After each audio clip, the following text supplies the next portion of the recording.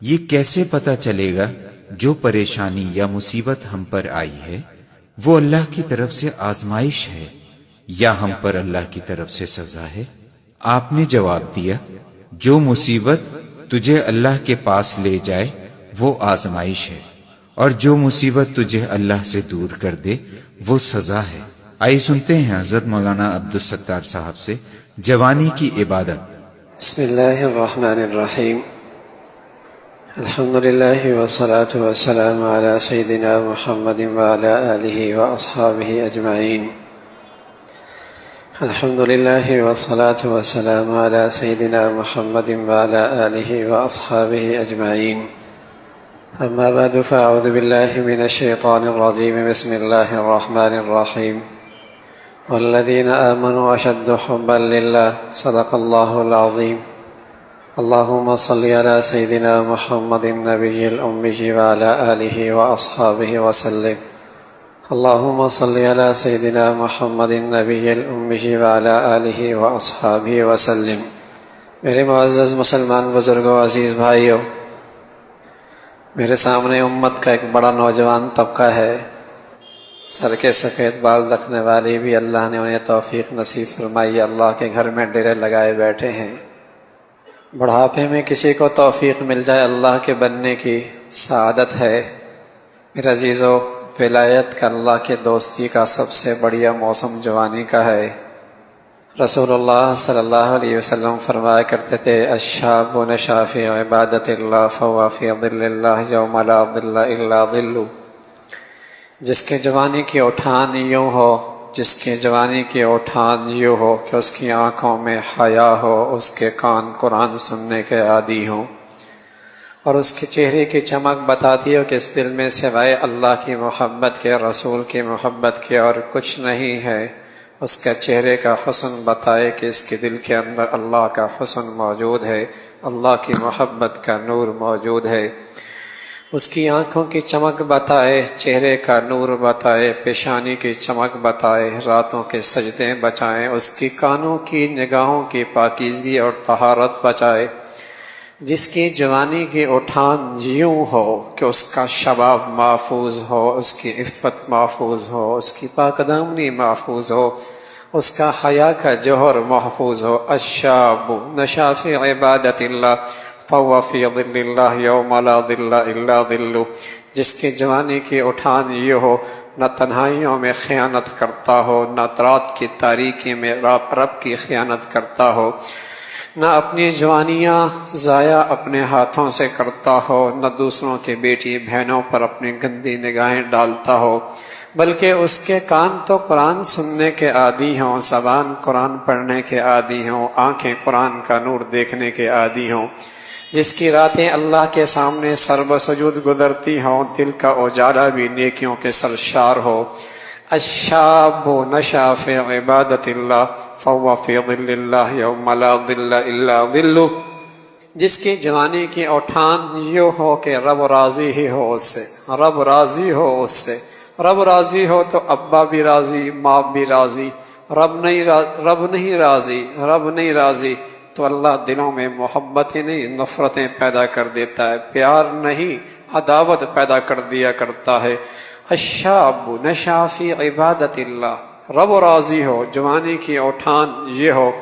بڑا خوش نصیب نوجوان ہے، قسم خدا کی بڑا ہی خوش نصیب ہے، قابل رشک ہے وہ نوجوان جس کی جوانی یوں ہو، ٹھان اس کی یوں ہو کہ اس کا رب اس سے راضی ہو۔ اور اللہ کا سچا رسول سچی زبان سے بتایا گیا، جہاں آخرت کے اس معاشر کی وادی میں، اس وادی کے اس میدان کے اندر جہاں پسینہ ہی پسینہ ہوگا، کوئی ناف تک ہوگا، کوئی گردن تک ہوگا، اور کچھ بد نصیب تو سر کی چوٹی کے آخری بال تک اس پسینے میں ڈوبے ہوئی ہوں گے۔ لیکن یہ خوش نصیب نوجوان، اللہ کا نبی بتا گیا، جس نے جوانی کو داغدار نہیں کیا، ناپاک نہیں کیا، گندا نہیں کیا، اس کا حیا کا جوہر نہیں چٹخا، اس نے اپنی آنکھیں اور اپنا دل غیروں کو نہیں دیا، رب کے لیے اپنا دل صاف ستھرا رکھا ہے۔ رب صاف ستھرے دل کے اندر آتا ہے۔ جسے جوانی میں یہ سعادت مل گئی ہے تو اللہ کا نبی فرمانے لگے، کل قیامت میں اللہ اسے اپنا عرش کا سایہ نصیب کرے گا۔ بڑھاپے میں سجدہ مل جائے اللہ کا بڑا فضل ہے، بڑھاپے میں توبہ کی توفیق مل جائے اللہ کا بڑا کرم ہے، بھٹکا ہوا زندگی بھر کا بڑھاپے میں اللہ کی طرف چل پڑے خوش نصیب ہے۔ لیکن میرے عزیزو، جوانی کا سجدہ، بڑھاپے کا سجدہ، دونوں دیکھنے میں سجدے ہیں، دونوں کی تسبیحات بھی یکساں ہیں، دونوں کے سجدے بھی یکساں ہیں، لیکن جیسے ایک من سونا ہے ایک من لوہا ہے، قیمت میں زمین و آسمان کا فرق ہے۔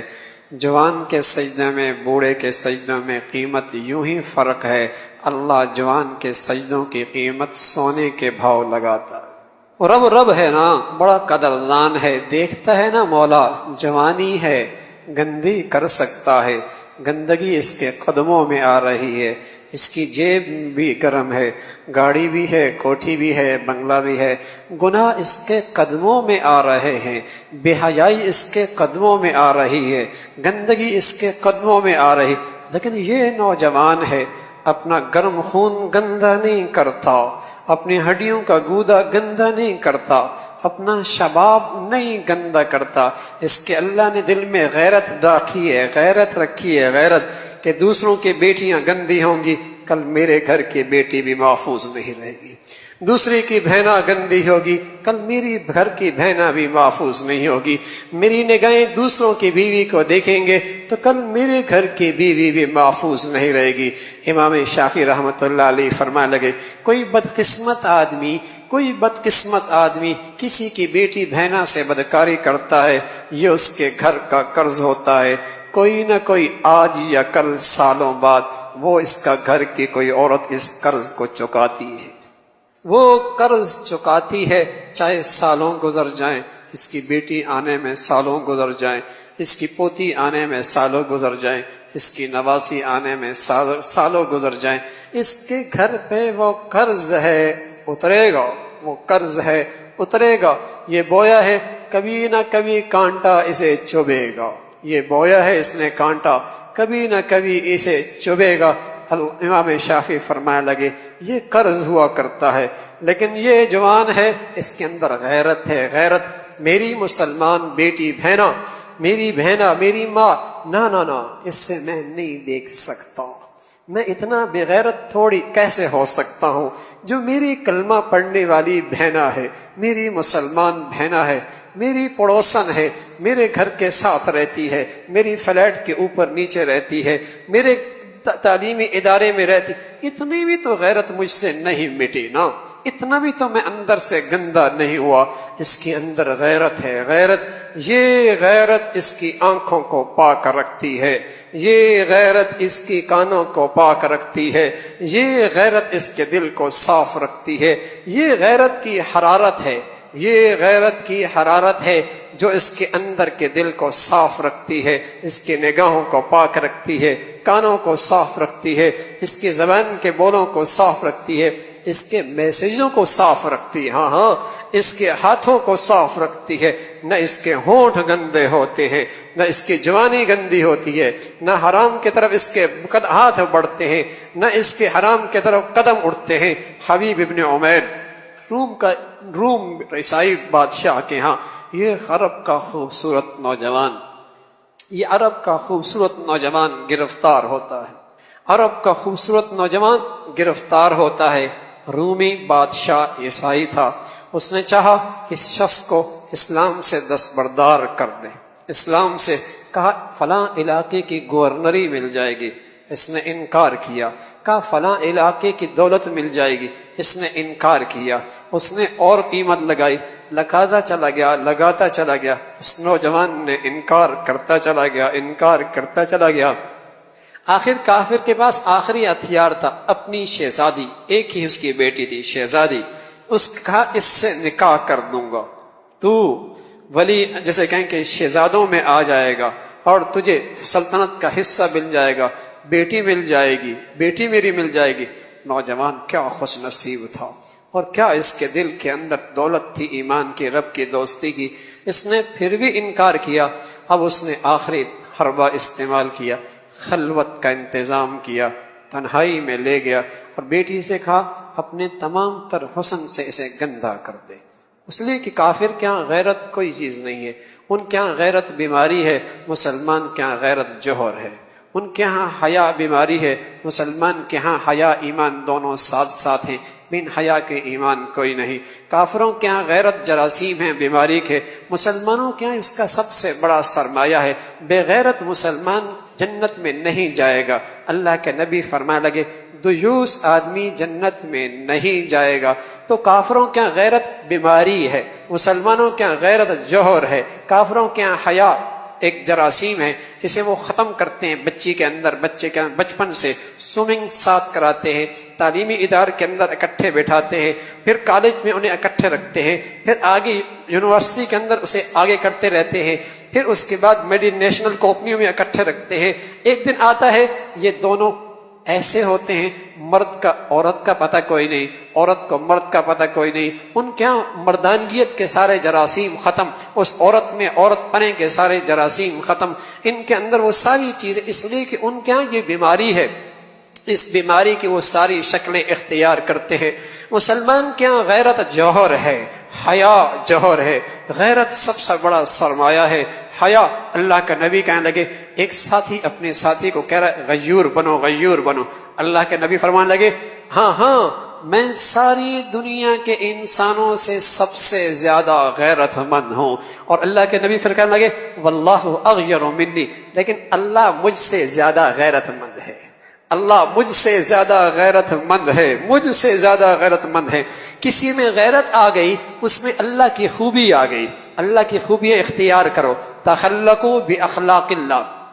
اپنے اندر اللہ کی خوبیاں پیدا کرو، تخلقوا باخلاق اللہ، اللہ کی خوبیاں اپنے اندر پیدا کرو۔ اللہ غیور، تم بھی غیرت مند، اللہ مہربان، تم بھی مہربانی، اللہ سخی، تمہارے اندر سخاوت، اللہ عادل، تمہارے اندر عدل، اللہ سچا، تمہارے اندر سچائی۔ یہ خوبیاں بندوں میں پیدا ہونا، اس سے بندے کی قدر و قیمت بڑھتی ہے۔ تو اللہ غیور ہے، غیور۔ کافر اللہ کو نہیں مانتا، اسے کیا پتا غیرت کیا چیز ہے۔ یہ سرمایہ تو مسلمان کا ہے۔ اس نوجوان کو اللہ نے غیرت کی بہت بڑی دولت دی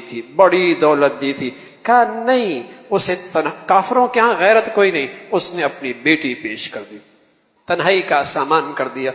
روم کا حسن اور پھر شہزادی ناز و نعمت میں پلی ہوئی، اور ایک طرف یہ نوجوان عرب کا، ہڈیوں میں گودا، جسم میں گرم خون، شباب خوبصورت، طاقت اور قوت موجود ہے، تنہائی ہے، شرمساری بھی کوئی نہیں، ذلت کا بظاہر نقشہ بھی کوئی نہیں، گرفتاری بھی کوئی نہیں، کسی بدنامی کا بھی اندیشہ کوئی نہیں، خلوت ہے، تنہائی ہے۔ وہ عورت اپنے تمام تر ناز و نخرے کے ساتھ آگے بڑھتی ہے۔ ایک دن گزرتا ہے، 2 دن گزرتے ہیں، 3 دن گزرتے ہیں، تو باپ کے پاس جا کر کہنے لگی الی این ارسلتنی الی حدید او جدار، ابا کہاں بھیجا ہے؟ کوئی پتھر ہے، دیوار ہے، لوہا ہے، نہ اس کی آنکھیں اٹھتی ہیں،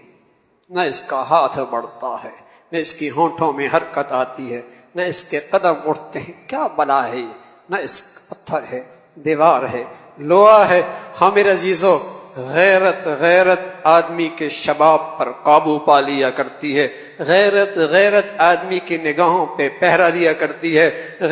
غیرت آدمی کو حرام کی طرف قدم اٹھنے سے پاؤں کی بیڑی بن جایا کرتی ہے، غیرت آدمی کے ہاتھوں کو آگے بڑھنے سے روک دیا کرتی ہے، غیرت دوسروں کے بیٹیوں کے حرام کے بول کانوں سے سننے سے کانوں پہ پہرا دیا کرتی ہے۔ یہ غیرت ہی ہے جس دل میں کسی غیر کی حرام محبت نہیں آیا کرتی، اس دل میں حرام کی محبت نہیں آیا کرتی۔ غیرت کی حرارت اس دل میں حرام نہیں آنے دیتا۔ وہ نوجوان 3 دن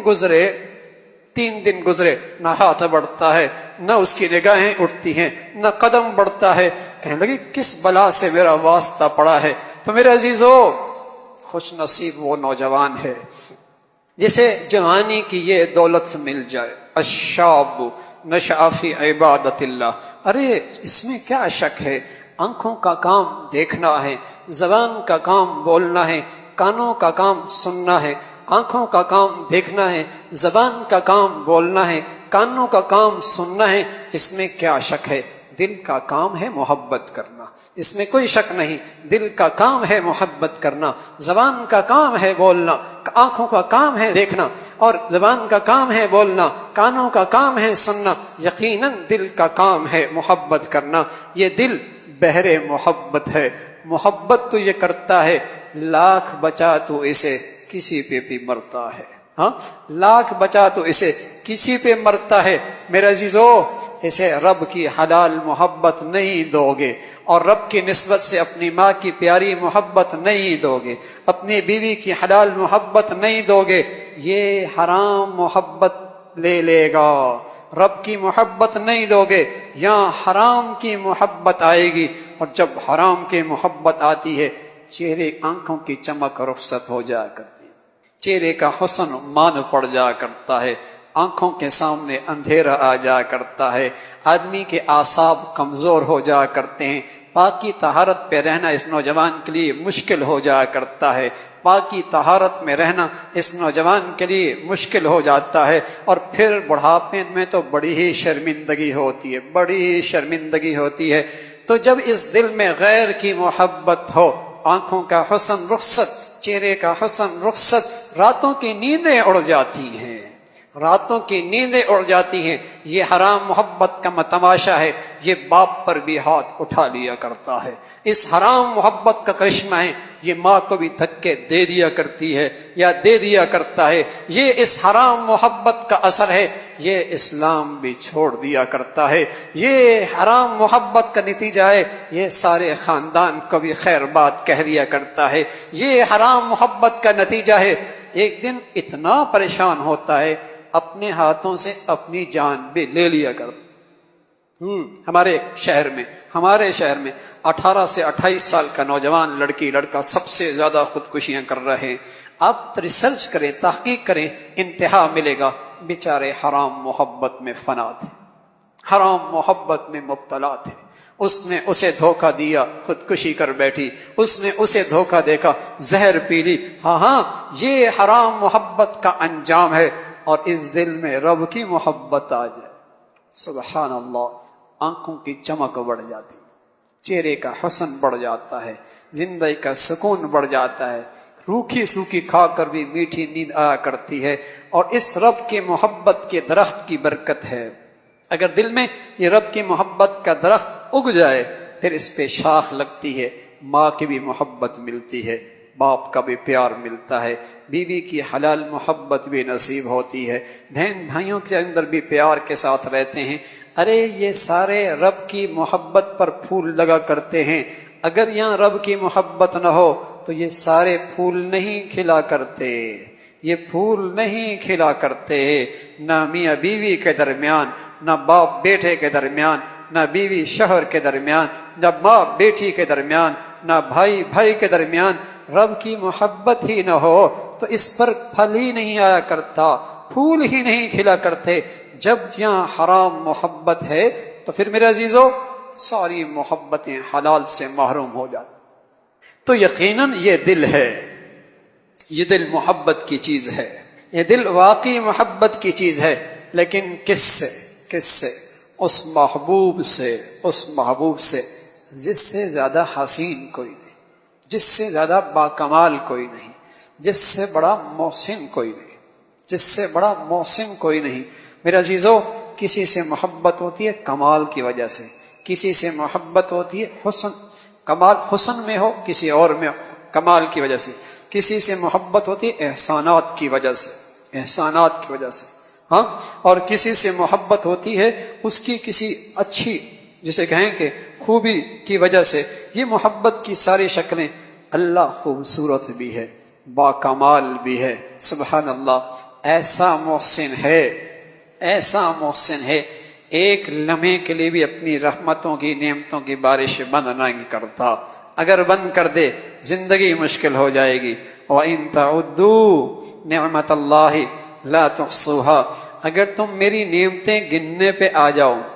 درخت کے پتوں کے گننا ممکن ہے، اور زمین کی چھاتی پہ پڑے ہوئے ذرات انہیں گننا بھی ممکن ہے، سمندر اور دریا جو زمین کی چھاتی پہ بہل رہے ہیں ان کے قطرے گننا بھی ممکن ہے، اور آسمان نما چھت اس کے ستارے گننا بھی ممکن ہے۔ رب سچ کہتا ہے اتنی نعمتیں ہیں، گننے پہ آؤ نہیں گن سکتا، نہیں گن سکتے۔ ایک سے بڑھ کر نعمت ہے میرے عزیزو۔ پوچھو نا، جو آنکھوں سے محروم ہے اور ٹھوکریں کھا کھا کے زندگی گزار رہا ہے، آنکھوں سے محروم ہے، ساری زندگی حسرت لیا ہے اماں کو دیکھ لیتا، گویائی سے محروم ہے، اندر کی بات سامنے والے کو کیسے سمجھاؤں، سماعت سے محروم ہے، ترستا ہے ماں باپ کے بول کب سنوں گا۔ ارے اعضاء اور جوارے سے محروم ہے، یہ لنگڑا لولا گھسٹتا ہوا زندگی گزارتا ہے۔ کیسی کیسی رب نے نعمتیں دے رکھی، کیسی کیسی نعمتیں دے رکھی ہیں۔ حضرت بہلول رحمت اللہ علیہ ہارون کے پاس بیٹھے تھے، اور ہارون کو اللہ نے دنیا کی سطح بھی بہت اونچی دے رکھی تھی، عہدہ منصب اور مملکت کے اندر صدارت بھی تھی، لیکن اللہ نے اس پر بڑا فضل فرمایا۔ کچھ گھڑیاں اللہ کے نیک بندوں کے ساتھ گزارا کرتا تھا تاکہ اپنے اوقات یاد رہے۔